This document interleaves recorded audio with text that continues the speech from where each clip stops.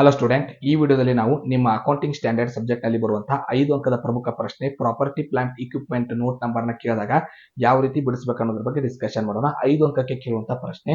So ಈ ಒಂದು example ತಗೊಂಡಿದ್ದೀನಿ. ಸೊ ಇದರಲ್ಲಿ ಏನು ಬಿಡಬೇಕು ಆ ಐಟಮ್ ನ ನೆನ್ಪಿಡಬೇಕಾಗುತ್ತೆ. ಸೊ ಇರುವಂತ ಎಲ್ಲ ಅಸೆಟ್, ಕೊಟ್ಟಿರುವಂತ ಕ್ವಶನ್ ಎಲ್ಲ ಅಸೆಟ್ ನಲ್ಲಿ ಗುಡ್ ವಿಲ್ ಬಂದ್ರೆ, ಪೇಟೆಂಟ್ ಬಂದ್ರೆ, ಕಾಪಿರೈಟ್ ಬಂದ್ರೆ, ಪ್ರಿಲಿಮಿನರಿ ಎಕ್ಸ್ಪೆನ್ಸಸ್ ಬಂದ್ರೆ, ಈ 4 ಅಸೆಟ್ ನಾವು ಇಂಟ್ಯಾಂಜಿಬಲ್ ಅಸೆಟ್ ಅಂತ ಕರಿತೀವಿ. ಇವು 4 ಅಸೆಟ್ ನ ಹೊರತುಪಡಿಸಿ ಯಾವ್ದು ಬಂದ್ರು ಕೂಡ ನಾವು ಅಮೌಂಟ್ ನ ತಗೋತೀವಿ. 5 ಅಂಕಕ್ಕೆ ಯಾವುದೇ ರೀತಿ ಕ್ಯಾಲ್ಕುಲೇಷನ್ ಕೊಡೋದಿಲ್ಲ, ಡೈರೆಕ್ಟ್ ಆಗಿ ಅಮೌಂಟ್ ಹಚ್ಚೋದಿರುತ್ತೆ. ಫಾರ್ ಎಕ್ಸಾಂಪಲ್ ಬೈ ಚಾನ್ಸ್ ಅವ್ರು ಏನಾದ್ರು ಡೆಪ್ರಿಸಿಯೇಷನ್ 10% ಅಂತ ಮೆನ್ಷನ್ ಮಾಡಿದ್ರೆ ಎಲ್ಲ ಅಸೆಟ್ ನ ಕೂಡಿಸಿದ ನಂತರ ಆ ಪರ್ಸೆಂಟೇಜ್ ನ ಮೈನಸ್ ಮಾಡ್ತೀವಿ. ಹೆಡ್ಡಿಂಗ್ 5 ಮಾರ್ಕ್ಸ್ ಗೋಸ್ಕರ ಪ್ರಾಪರ್ಟಿ ಪ್ಲಾಂಟ್ ಅಂಡ್ ಇಕ್ವಿಪ್ಮೆಂಟ್ ಅಂತ ಹೆಡ್ಡಿಂಗ್ ಹಾಕ್ತಿವಿ.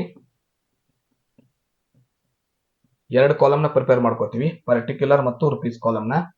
ಸೊ ಪರ್ಟಿಕ್ಯುಲರ್ ಕಾಲಮ್ ನಲ್ಲಿ ಕ್ವಶನ್ ಅಲ್ಲಿ ಬಂದಿರುವಂತ ಎಲ್ಲ ಅಸೆಟ್ ಗಳನ್ನ ತಗೋತಾ ಹೋಗ್ತೀವಿ. 4 ಅಸೆಟ್ ನ ನಾವು ಕ್ವಶನ್ ಅಲ್ಲಿ ಕೊಟ್ಟರೆ ತಗೊಳ್ಳೋದಿಲ್ಲ. Goodwill, patent, copyright, preliminary expenses. So ಮೊದಲನೇದು ಲ್ಯಾಂಡ್ ಇದೆ, ತಗೊಳ್ಳುವಂತ ಅಸೆಟ್. ಅಮೌಂಟ್ 60,000 rupees ಇದೆ. ನೆಕ್ಸ್ಟ್ ಬಿಲ್ಡಿಂಗ್ 30,000 rupees ಇದೆ. Next plant and equipment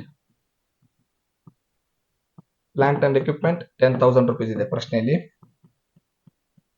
next furniture value 20,000 rupees ಇದೆ.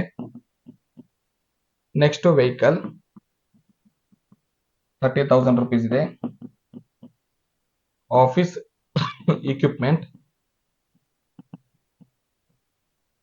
10,000 rupees.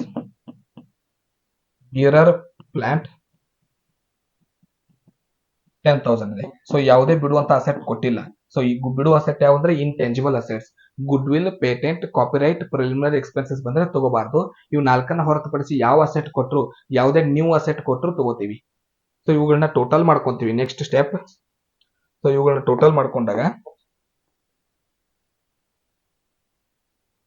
60,000 ಇದೆ ಫಸ್ಟ್ ಅಸೆಟ್ ವ್ಯಾಲ್ಯೂ, ಪ್ಲಸ್ 30,000 ಇದೆ second asset value, plus 10,000, plus 20,000, plus 30,000, plus 20,000,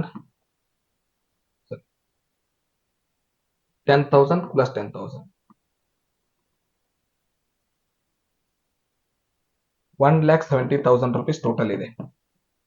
for example ಈಗ ಅವ್ರು ಏನಾದ್ರು ಕ್ವಶನ್ ಅಲ್ಲಿ 10% ಡೆಪ್ರಿಸಿಯೇಷನ್ ಅಂತ ಕೊಟ್ಟಿದ್ರೆ, ನೀವು ಹೋಲ್ಸೇಲ್ ಎಲ್ಲ ಟೋಟಲ್ ಮಾಡಿರುವಂತ ಅಮೌಂಟ್ ಏನಿದೆ ಇದ್ರ ಮೇಲೆ ಮೈನಸ್ 10% ಡೆಪ್ರಿಸಿಯೇಷನ್ ಮಾಡಬೇಕು. ಈಗ 1,70,000ಗೆ 10% ಅಂದ್ರೆ 17,000 ಬರುತ್ತೆ. ಮೈನಸ್ ಮಾಡಿ 1,53,000 ಆನ್ಸರ್ ನ ಬರೀಬೇಕಾಗುತ್ತೆ. ಇದರಲ್ಲಿ ಯಾವುದೇ ಡೆಪ್ರಿಸಿಯೇಷನ್ ಕೇಳಿಲ್ಲ ಅಂದ್ರೆ ಬರೀ ಟೋಟಲ್ ಮಾಡಿದ್ರೆ ಅದೇ property plant and equipment answer ಆಗುತ್ತೆ. ಸೊ ಇದಿಷ್ಟು 5 ಮಾರ್ಕ್ಸ್ ಗೆ ಮೊದಲನೇ ಮೆಥಡ್ ನಲ್ಲಿ ಕೇಳುವಂತ ಉತ್ತರ. ಮುಂದಿನ ವಿಡಿಯೋದಲ್ಲಿ ಮತ್ತೆ ಹೊಸ ಮೆಥಡ್ ನೊಂದಿಗೆ ಸಿಗೋಣ. ಧನ್ಯವಾದಗಳು.